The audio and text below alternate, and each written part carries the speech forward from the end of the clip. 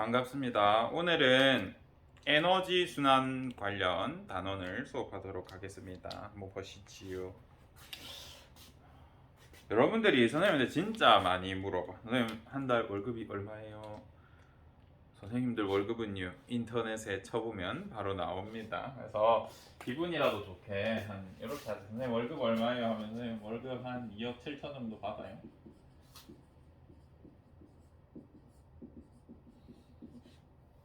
먹고 사는데 지장이 없겠죠. 2억 7천 정도 벌면 2억 7천 정도 받아요 라고 했을 때 그럼 나는 돈을 이만큼 번 건가? 라고 하면 또 그건 아니야.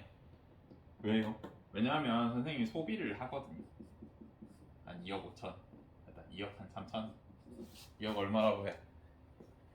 소비를 한 2억 3천 한다 칩시다. 그러면 선생님이 기본적으로 집세 내고 뭐 내고 하면 2억 3천이 나가. 기본적으로 의식주를 해결하려고 하면 그러면 남은 돈 4천이잖아. 그러면 온전히 이게 또 내 돈인가? 아니겠죠. 일단 순수입이라고 해보자. 순수입이 한 4천 정도 돼. 그런데 막 자동차가 고장나서 수리비도 조금씩 들어갈 거고 또 어떤 날은 도둑이 들을 수도 있잖아. 그지? 도둑이 들었다 진짜 도둑이 1,000만 원 훔쳐왔어.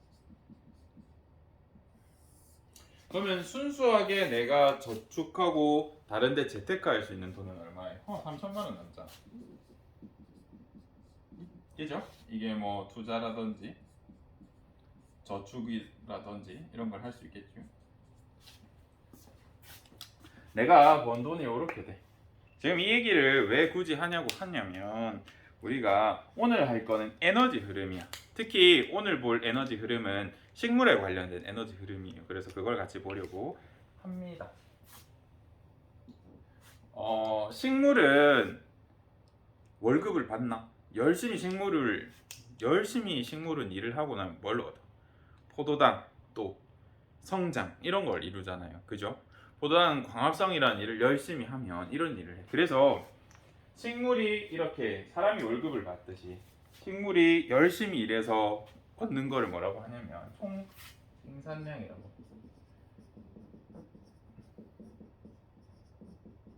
식물이 하루 또는 일주일 또는 한 달 또는 1년 동안 일해서 얻을 수 있는 모든 에너지량을 우리가 총 생산량이라고 해요. 식물이 생산자니까.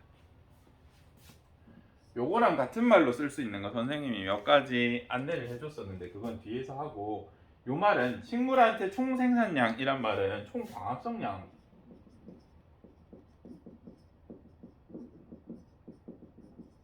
이라고 표현해도 무방할 것 같아요.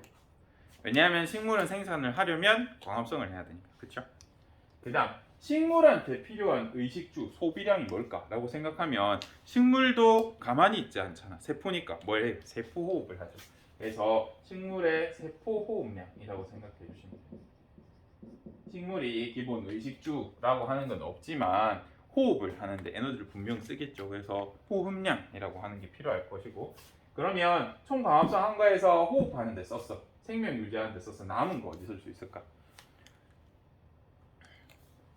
남은 걸 우리가 어떻게 표현해 줄 수 있냐면 월급으로 치면 순수입이고 생물한테는 이게 순전히 자기가 쓸 수 있는 순생산량이에요. 우리가 생산은 이만큼 했지만 생명을 유지하는데 이만큼 써버렸으니까 내가 이제 쓰고 남은 에너지는 순생산량이라고 불러주면 되죠. 그죠? 저는 도둑질이라고 표현했지만 사실 이만큼의 에너지를 가졌음에도 불구하고 식물은 어떤 일을 당해? 다른 동물한테 먹히기도 하죠. 그럼 먹히는 양을 피식량이라고 해요. 또 낙엽이 떨어지거나 바람이 불거나 누가 부딪혀서 가지가 꺾이거나 이러면서 고사라는 걸. 고사하면 뭐 썩기도 하고 죽기도 하고 일부를 잃었다 이런 느낌으로 봐주시면 됩니다. 이런 식으로 하다 보니까 결국 식물이 저축할 수 있는, 비축할 수 있는 에너지는 뭐밖에 안 돼? 3천밖에 안 돼. 쌤이 이제 월급으로 표현했지만 저축 투자라고 했죠. 식물한테 저축이자 투자는 뭘까? 지가 생장하는 거. 열매 맺거나 등치 커지거나, 그죠? 또는 이렇게 부셔진 걸 수리하거나 이런 데 쓸 수 있을 겁니다. 제가 월급으로 표현했지만 식물도 사람처럼 이런 것들이 필요해. 지가 생산한 만큼 쓰는 양도 있고 그 남은 걸로 자기 몸을 복구하고 생장도 하고 이렇게 한단 말이죠. 그래서 식물을 에너지, 식물의 에너지, 생산자 에너지가 어떻게 흘러가는가, 또 동물로 에너지가 어떻게 흘러가는가, 에너지 흐름을 보기 위해서 선생님이 월급으로 비교를 해봤어요. 그러면 이거를 이렇게도 표현할 수 있지만 가로표로도 이렇게 연표처럼도 표현할 수 있어. 지금 이 총생산량이라고 하는 거는 호흡량에다가 순생산량을 더한 거죠. 그죠? 이 순생산량이라고 하는 거는 아까 이 순수익 4천에서 아까 어디에 썼어? 비식량, 고사량에도 쓰고 생장하는 데도 쓰고. 그죠? 그래서 이렇게 글로 나타낸 거를 연표처럼 나타내면 이 총 모든 에너지를 총생산량이라고 할 수 있고, 이 총생산량에서 식물은 반드시 호흡을 한다 그랬죠. 그 호흡량 요만큼 빼면 식물이 생명을 유지하는 데 쓰는 에너지 빼면 요만큼이 뭐라 그랬어? 순생산량이라고 했죠. 이 순생산량에는 어떤 게 포함된다고? 좀 전에 얘기했죠. 뭐 피식량도 포함될 수 있고 썩거나 부러지는 고사량이 될 수도 있고, 그다음 마지막으로 이거 하고도 남으면 이걸로 생장한다 그랬죠. 에너지 남겨봤자 뭐해, 그죠? 생장하거나 열매 맺거나 이런 데 쓰면 되잖아요. 그래서 이게 식물의 에너지를 어떻게 사용하는가를 나타내는 방법이에요. 그런데 이제 요거 가지고 문제가 진짜 많이 나올 텐데, 지금 이 단어들은 여러분이 조금 이해했을 것이고, 그러면 이렇게 나올 수도 있지만 또 어떻게 나올 수도 있어. 여러분한테 시험 문제 낼 때 난이도를 높이는 방법은 몇 가지 안 돼. 시간 오래 걸리게 하거나, 말을 어렵게 하거나, 못 본 자료를 내주면 쉬운 문제도 여러분한테 어렵게 느껴진단 말이야. 근데 내신에서는 그럴 생각이 없어. 그리고 나는 여러분들이 수능 모의고사에서도 점수를 잘 받았으면 좋겠어요. 그래서 이 파트에서 나오는, 요즘 생태학에서 난이도를 높인다고 하면 여기서 난이도를 높이거든요. 그래서 여러분이 못 본 자료가 없었으면 좋겠어. 선생님이 생태학 시작할 때, 처음 시작할 때 우리 내신을 넘어서서 더 다양한 자료를 보자 했잖아요. 그걸 다 그려봅시다. 얘가 이렇게 막대처럼 나타낼 수도 있지만 원형으로도 나타낼 수 있을 거 아니에요. 그죠? 이게 총 생산량이라고 하면 요만큼이 호흡량이라고 표현할 수 있겠죠. 또 요만큼이 피식량이라고 표현할 수 있을 거고, 요만큼이 고사량이라고 표현할 수 있을 거고, 그럼 나머지 한 개만 생장량이 되겠죠. 그러면 요거 100, 요거 20, 요거 20, 요거 40이라고 했을 때 총 생산량은 얼마야? 라고 하면 이거 다 더해주면 되겠죠. 쉽죠? 180. 그럼 순생산량은 얼마입니까? 호흡량 빼면 된다 그랬잖아요. 요거 합친 거 80. 이게 총생, 순생. 다시 한번 말하지만 순생산량에는 피식량, 고사량, 생장량이 모두 들어간다는 거 꼭 알아주십시오. 요렇게 나오는 것까진 여러분 이해할 수 있어. 뭐 이렇게도 나올 수 있지. 그러면 이 다음이 문제. 이제 그래프로 낼 수가 있단 말이죠. 하나씩 그려봅시다. 이렇게 생긴 그래프가 있다고 했을 때 총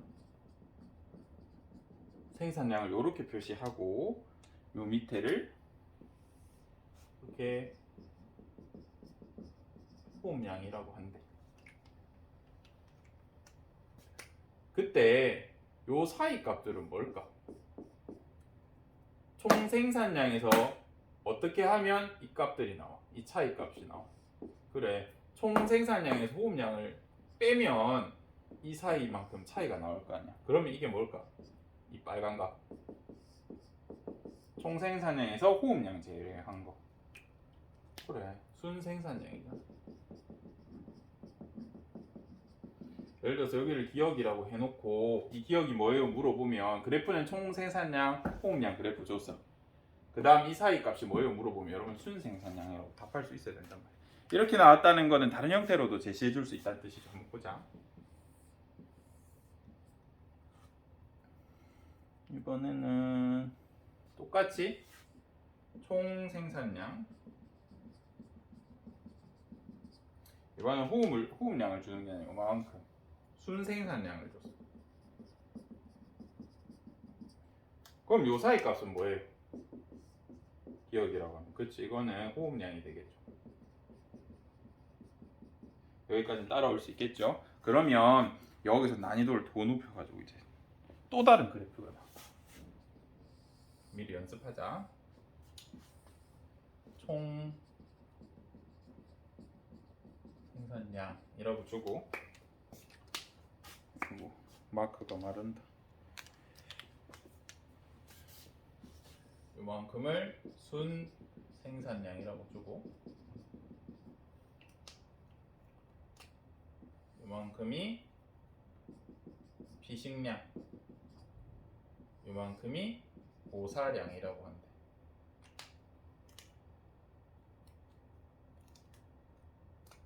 그러면 여기 값은 뭐예요? 그래, 이게 생장량이 되겠죠.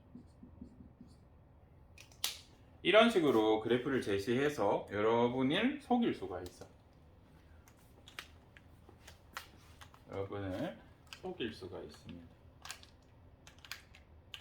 지금 이것들을 나타내는 건 모두 에너지야. 에너지 얘들아. 에너지 얘기하고 있잖아. 그죠? 에너지라는 걸 꼭 알아주시기 바랍니다. 그렇다면 이런 그래프 한번 봤고 잠깐 지우겠습니다. 자, 다시 돌아와서 우리가 이제 이 파트를 공부하다 보면 이런 단어가 나올 때가 있어. 예전에 선생님이 언급했었거든요. 생물량이라는 단어가 나올 때가 있어. 근데 이 표현을 쓰면 생물의 전체적인 양을 의미하잖아요. 그죠? 군집에서 생물량 이런 거 할 때 이거를 똑같은 단어를 반별로 정리해 줬는데 쌤이 까먹어가지고 다른 반은 제대로 표현을 못 해줘서 일단 한번 정리하고 가자. 이 생물량을 현존량, 생물 현존량이라고 표현할 때도 있고, 그 다음에 누적 생산량 이렇게 표현할 수도 있고, 생물들의 생체량이라고 표현할 수도 있고, 유기물 총량이라고 표현할 수도 있고, 한 개만 더 하자. 건조 중량이다 라고 표현할 수도 있다 그랬잖아요. 이 단어들 우리가 문제를 풀다 보면 아까 난이도 높이는 방법 중에서 모르는 단어를 제시하는 방법들 있다고 했잖아. 어려운 말 쓰는 거. 우리가 생물량이라고 표현하면 돼. 생물들의 몸뚱아리의 양. 근데 이런 식으로 표현한단 말이야. 식물들은 물을 가지고 있기 때문에 물을 빼서 물을 꽉 짜서 또는 건조한 다음에 무게를 재봐야 유기물의 양을 알 수 있겠죠. 그죠? 그런 의미에서 이렇게 얘기할 수 있는데 요 얘기는 쌤이 많이 안 해줬어. 누적 생산량이 왜 생물량이 되느냐. 요거에 대한 설명 조금 하겠습니다. 이제 똑같은 서식지를 쌤이 관찰했을 때, 오랜 시간 관찰했을 때, 예를 들어서 뭐 1800년에 관찰했고 1900년에 관찰했고 1990년에 관찰했다 치자. 그러면 이때는 여기 생태계 풀이 뿅뿅, 여기 생태계 양지 식물이 뿅뿅, 그다음 음소림이 뿅뿅, 이렇게 천이가 진행됐다고 했을 때 여기에 총 생산량을 한번 보자. 총 생산량이라고 하면 호, 피, 고, 생, 호흡량, 피식량, 고사량, 생장량을 모두 포함한다 그랬죠. 여기도 똑같이 호, 피, 고, 생, 앞글자 따서 호, 피, 고, 생 계속 내어주세요. 호, 피, 고, 생 이런 식으로 되어 있다고 했을 때 이 1800년대에 천이가 일어날 때 여기에 생물량이 생물량 50이었다 라고 하고, 이 100년 동안에 내가 에너지량을 이렇게 계산해 봤을 때 생장량이 10이었다 라고 했어. 그러면 1900년대의 생물량은 얼마야? 내가 100년 동안에 총 생산량을 본 거니까 생장량이 10이야. 그럼 여기서 생물량은 몇이야? 그래. 원래 있던 생물량에 생장량을 더한 60이 될 거야. 요건 이해되죠? 그죠? 그리고 또 90년 동안 내가 또 생장량, 총 에너지 생산량을 내가 구해봤어. 그랬더니 15 정도 했대. 그럼 1900년도의 생물량은 얼마야? 60이 있었는데 90년 동안 15 생장했으니까 75가 되겠지. 요거 이해돼요? 그리고 2000년대 호남님, 요거 호남님이라 해야겠다. 호남님 이렇게 있고 마구마구 자랄 때 이제 호남님도 생기고 뭐도 생기고 해서 2000 시기 다 다르다. 2000년에 측정해봤더니 생물량이 뭐 대폭 증가했다 치자. 1075가 됐다. 그러면 10년 동안 생장량 얼마야?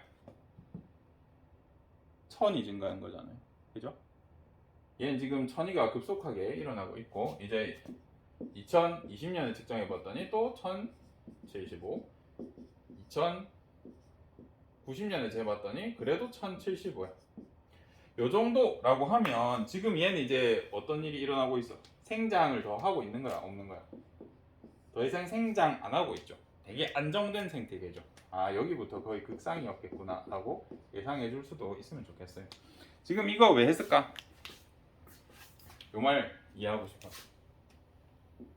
우리가 생물량이라고 하면 이 수십 년의 시간 동안 내가 측정하는 그 시대에서 얼마나 생장이 누적되어 있느냐, 오랜 시간 동안 천이가 거쳐지면서 누적된 생장량이 결국 모여서 생물량이 됐잖아. 그래서 우리가 생물량을 이렇게 표현할 수도 있어. 이 단어 어려워서 선생님이 이렇게 굳이 길게 설명했습니다. 이런 표현 나왔을 때 우리 맞추자고. 맞춰서 좋은 대학 가자.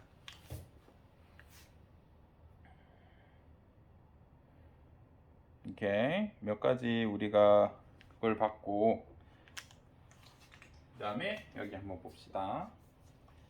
그럼 이 문제 한번 풀어볼까? 어렵진 않은데, 어렵나? 한번 해보자. 이렇게 있을 때 X축이 시간,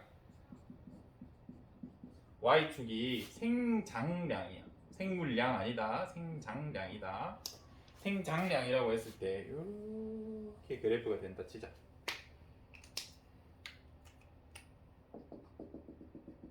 이 시점을 T1, 이 시점을 T2라고 했을 때 질문 두 개만 해볼게. 생물량은 T1이랑 T2 중에 어디가 더 커요? 두 번째, T1이랑 T2 중에 극상에 어디가 가까워요? 이렇게 물어보면 어떻게 답할래? 화면 멈춰고 답 한번 해볼래? 쌤은 바로 얘기할게. 얘는 생장량이잖아. 시간이 지나는 동안 1년 1년마다 요만큼씩 생장했다는 뜻이야. 그죠? 그러면 생물량은 T1, T2 중에 누가 더 커요? 당연히 T2가 더 커. 아까 말했죠. 생물량은 이 생장량들의 누적분이라고. 그래서 T1의 생물량은 얼마나? 라고 하면 요 넓이가 될 거고, T2의 생물량은 얼마냐? 라고 하면 여기부터 여기까지 넓이가 되겠지. 그래서 생물량은 T2가 훨씬 크다. 이렇게 물어보면 답할 수 있어요. 어느 게 더 극상에 가까워? 극상은 굉장히 안정된 상태라서 더 이상 군집에 변화가 없다 그랬잖아. 이런 것의 특징은 뭐냐면 더 이상 군집이 생장하지 않아. 생장량이 갈수록 떨어져. 나중에는 어떤 순간까지 오냐면 순생산량 중에 생장량이 0에 수렴해. 더 이상 생장을 안 하는 거야. 그 분집이 생물량이 더 이상 에너지가 그냥 쓴 만큼 나가고 쓴 만큼 나가고 총 생산량을 그냥 호흡량으로 다 쓰는 거야. 더 이상 생산을 할 필요가 없겠죠. 클 필요가 없잖아요. 다 컸으니까. 그죠? 그래서 T2가 생장량이 줄고 있는 형태에 더 가깝기 때문에 극상은 T2에 더 가깝다. 이렇게 대답해 주시면 됩니다. 이거 어렵죠? 어렵거든요. 이거 저랑 같이 한번 해봤습니다.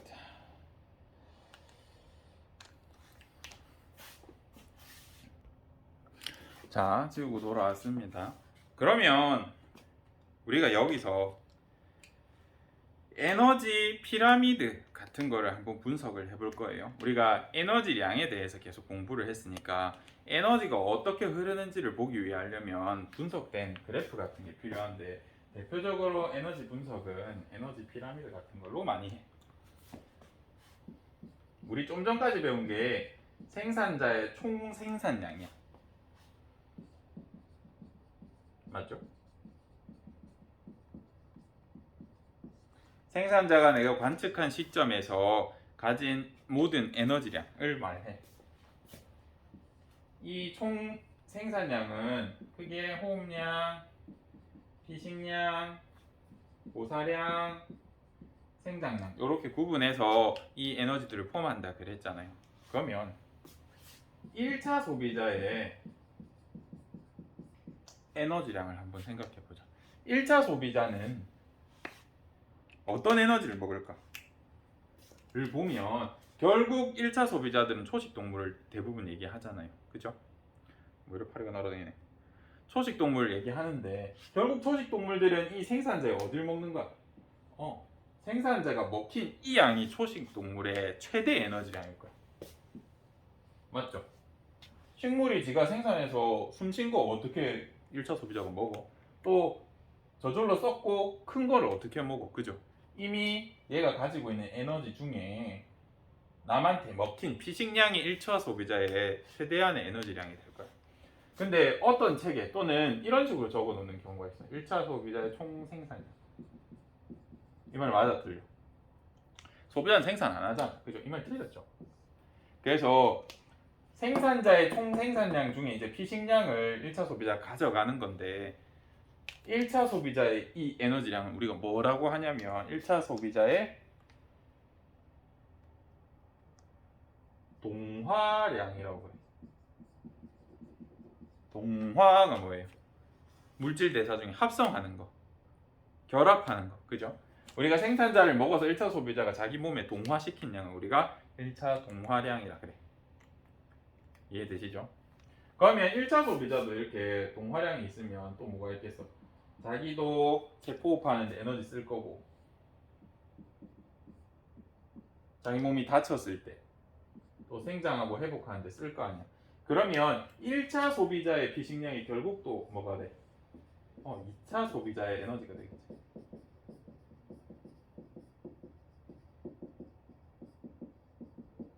이렇게 표시할 수 있습니다. 그런데 질문을 하는 애들이 있어. 선생님 이게 항상 맞아요? 항상 안 맞아. 목이 어디 들어갈 건데? 목이 1차 소비자, 2차 소비자 다 될 수 있잖아. 그지? 이런 거 생각하면 복잡해지니까 항상 공부할 때는 예외를 생각하는 게 아니라 제일 보편적이고 일반적인 것들로 생각해 주세요. 나만 아는 걸로 적으면 너만 틀려. 아시겠죠? 100%가 있으면 90%짜리를 적는 게 맞아. 나만 아는 10%를 적으면 그게 틀릴 확률이 훨씬 높아요.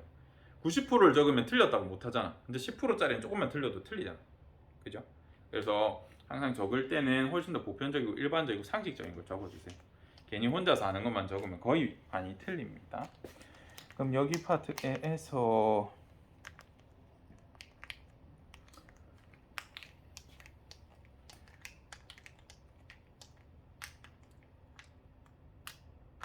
보는데 이제 간혹 어려운 질문을 하는 친구들이 있어. 그래서 할까봐 지금 듣는 친구들 중에서 한두 명은 생각할 거거든요. 보면 생산자의 피식량이 어떻게 1차 소비자에 전부 동화가 된다고 말할 수 있습니까 선생님? 이라고 할 수 있어. 왜냐면 우리가 식물을 먹더라도 예를 들어서 우리 콩나물 먹어서 콩나물을 우리가 먹었단 말이야. 우리가 이제 1차 소비자가 된 거죠. 채식을 했으면 콩나물 먹으면 똥으로 콩나물 대가리 나온 적 없나? 우리가 피식을 콩나물을 먹었지만 콩나물 머리 소화 안 되고 그대로 버려지면 내 몸에 동화된 거 아니잖아요. 그죠? 그래서 엄밀히 따지면 선생님 이렇게 적어야 되는 거 아닌가요?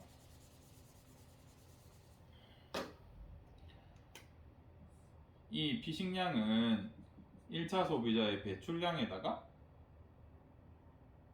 동화량 이렇게 나눠야 되는 거 아닌가요? 맞아. 엄밀히 따지면 맞아. 이렇게 마이크로 단위로 얘기해도 돼. 이게 더 정확하지. 근데 우리 교과서에서는 그냥 이거 전체를 동화량으로 봐. 제발 그렇게 봐줘. 이런 생각이 들 수도 있고 이게 사실 맞거든. 근데 이것까지 생각하면 우리가 문제를 풀거나 할 수가 없어. 그러니까 꼭 여러분은 일반적이고 보편적이고 교과서에 나오는 대로 요걸로 해주세요. 우리 요거까지 분석하는 건 대학교 가서 하자. 아시겠죠? 여러분 똑똑한 거 맞아요. 이런 거 생각한 친구들. 그래서 얘기해 준 겁니다. 저도 이런 의문을 가졌었고 어렸을 때.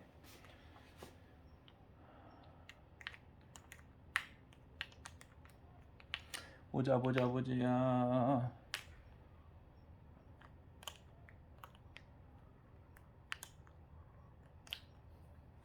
그 다음 또 다른 질문을 하는 게 있는데 이것도 적어왔어요. 선생님 이 값 있잖아요. 이 값은요 전체 생산자의 에너지를 말하는 건지 아니면 전체 생물량에 대한, 그러니까 얘가 가진 유기물 총량에 대한 그거를 화학 에너지로 계산한 건지.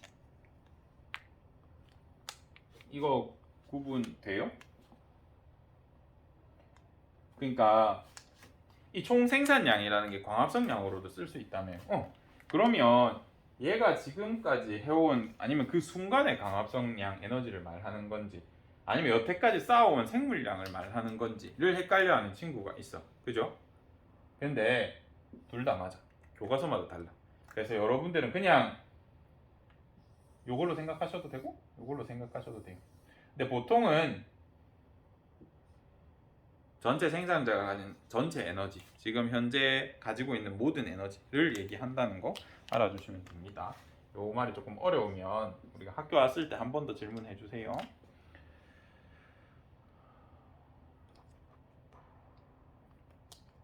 나 아까도 얘기했는데 우리가 천이가 진행되다 보면 초원부터 시작했다 진짜. 초원부터 시작하면 몇 차 천이에요? 초원이 개척자다 라고 하면 2차 천이 초본. 그 다음 뭐 관목림이 됐다가 이제 뭐 양수림 됐다가 한원이 됐다가 이제 음수림이 됐어. 이 상태 극상이라 합시다. 아까도 이야기를 했는데 초원에서 감옥 갈 때 생물량은 어떻게 될까? 생물량. 풀에서 나무들이 자라니까 생물량이 엄청나게 높겠죠. 팍팍팍팍 증가하겠지. 그리고 혼합림 때도 팍팍팍 증가하다 극상이 되면 어떻게 돼? 서서히 생장량이 감소해. 여기까지는 생장량이 대체로 증가합니다. 생장량이 증가합니다. 생장을 크게 많이 해. 그러다가 그 안정된 상태가 되면 이제 다 자랐잖아. 그죠? 생물이 꽉 찼어 서식지에. 그러면 생장량이 서서히 감소하게 된다. 당연한 얘기고. 그러다가 이제 마지막 극상 상태가 되면 생장량이 거의 0에 가까워져. 또 특이한 거, 순생산량도 0에 가까워져. 가까워진다고 했지 0일 안 했다. 그래프를 표시하다 보면 0에 가깝게 돼요. 근데 0일 수는 없어.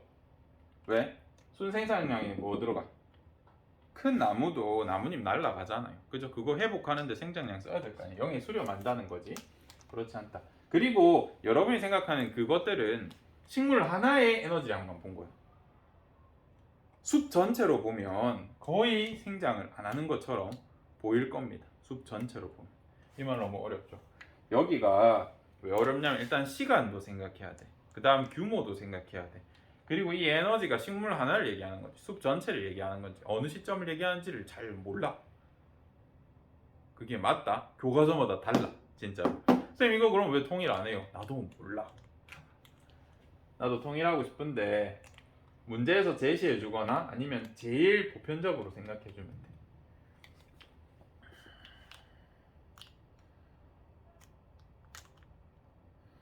오케이. 이렇게 하면 우리가 호피고생 총 생산량에 대한 자세한 이야기랑 조금 어려운 그래프랑 이것저것 다뤄봤습니다. 그리고 요 의미들이 이해가 안 될 수도 있어. 그럼 다시 돌려보고 그래도 이해 안 되면 이제 금요일부터 학교 오잖아요. 학교 오셨을 때 선생님한테 물어봐 주세요. 이해되시죠? 마지막으로는 이제 당부하고 싶은 게 있어. 선생님 저 공부했어요. 자습했어요. 이렇게 얘기하는 친구들이 있어가지고 공부의 단계 같은 걸 한번 말해주고 싶어서 언젠가. 근데 이제 뭐 시간이 조금 남아서 해볼게요.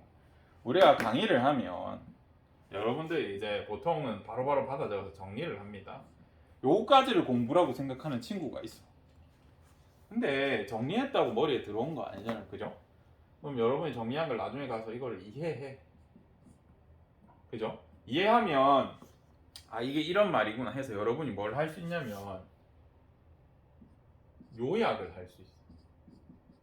공부할 때 2단계를 거치면 진짜 완벽한 공부다라고 IQ 2000짜리 사람들이 말을 해준단 말이야. 교육학자들이 IQ 2000은 아니겠지만 진짜 똑똑한 사람들이 이렇게 공부하세요 길이 다 있잖아. 여러분들 다 알아. 귀찮아서 안 하는 거지. 수업 듣고 정리를 했어. 그럼 여기서 공부를 끝내는 게 아니라 이해를 스스로 하셔야죠. 이해가 됐으면 그걸 요약해서 정리해야 돼. 이해한 걸 요약한다는 건 네 머릿속에 이렇게 구조하고 체계화한다는 얘기잖아. 쓸데없는 말을 빼고 이해된 내용을 적는다는 거. 그죠? 그 다음 뭐 해야 돼? 암기해야 돼. 공부를 했다.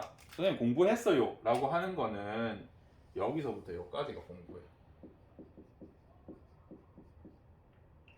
선생님 저 공부 다 했어요 라고 말하려면 여기까지 돼야 된다. 외우는 것까지 제대로 안 보고도 요걸 얘기할 수 있어요. 근데 여러분 보통 여기나 여기까지 공부했다 그러잖아요. 그죠? 여기까지가 공부입니다. 그리고 암기가 가장 멍청한 공부라고 하는데 간혹 이런 친구들이 있어. 요 과정을 뛰어넘어. 강의 듣고 그대로 암기하거나 정리하고 그대로 암기하는 친구가 있어. 그건 진짜 대단한 거다. 대단한데 이해를 제대로 못하면 이제 다음 공부에 양이 더 많아지고 차질이 생기겠죠. 어쨌든 암기까지가 공부다라고 꼭 생각해 주시고 선생님 그러면 저 자습했어요 하는데 이제 2단 자습이라는 건 자기 주도적 학습이라는 건 이제 2단계가 끝났어. 스스로 요거까지 했어. 자기가 주도적으로. 그 다음 자습이라는 거는 여기서 이제 의문이나 질문을 이제 요 단계에서 해야 돼서 우리 보통 공부하다 보면 이제 이해가 안 돼서 질문하는 경우도 많은데 여기까지는 보통 스스로 하시고 요거는 공부가 다 된 상태에서 여기부터 우리 자습이라고 해요.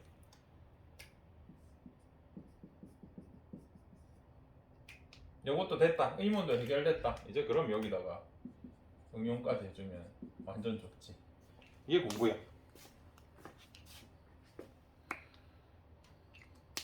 보통 우리가 여기까지 공부라고 생각하는데 아니고 우리 암기까지 요약하고 정리해서 머리에 다 들어온 것까지가 공부고 자습이라는 건 저 뒤에 단계가 자습이에요. 그러니까 여러분이 공부할 때 아, 나 공부 다 했다 라고 생각했을 때 내가 어디까지를 하고 공부했는지를 했다고 말을 하는지를 한번 생각을 해보세요.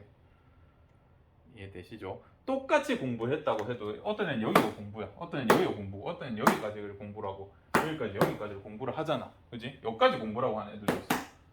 이 단계가 이제 문제 푸는 문제를 풀면서 이제 응용도 하고 지 혼자 문제도 만들어보고 애들이랑 막 얘기 주고받고 한단 말이야. 내가 말하는 공부는 어디였나 한번 생각해 보시고 오늘 에너지 흐름에서 공부 흐름까지 갔는데 그렇게 했습니다. 그리고 앞 시간에 물질 순환에 대해서 간단하게 했고 질소, 탄소, 그 다음 에너지 흐름에 대해서 어떻게 이해하는지를 봤어. 다음 시간에는 에너지 흐름, 물질 순환에서 이제 생태 피라미드를 가지고 어떻게 물질과 에너지가 움직이는지 이제 같이 봐야 돼. 따로따로 배운 다음에. 그래서 여기부터 조금 힘들 수 있거든요. 왜냐하면 한번 이해하고 나면 여기는 사실 틀릴 게 없어. 근데 단어가 어렵고요. 그 다음에 그래프로 나왔을 때 어려워. 여기서 생태학이 점점 어려워진다 그랬잖아요. 요런 아까 보여줬던 그런 자료 때문에 그래. 그래서 좀만 더 노력하셔가지고 여기를 극복하시면 이제 생물학 끝이야. 우리 이 다음 시간에 물질 순환, 에너지 순환 합쳐서 한 다음, 그 다음에 종 다양성, 생물 다양성, 생태계 평형 이거 간단하게 1학년 때 했던 거 복습하면 끝이에요. 이러면 우리가 1년간의 생명과학 원이 모두 진도가 끝나고 이제 모의고사 치시고 남은 시간 수행평가 진행하면 될 것 같습니다. 네, 오늘 여기까지 하겠습니다. 수고하셨습니다.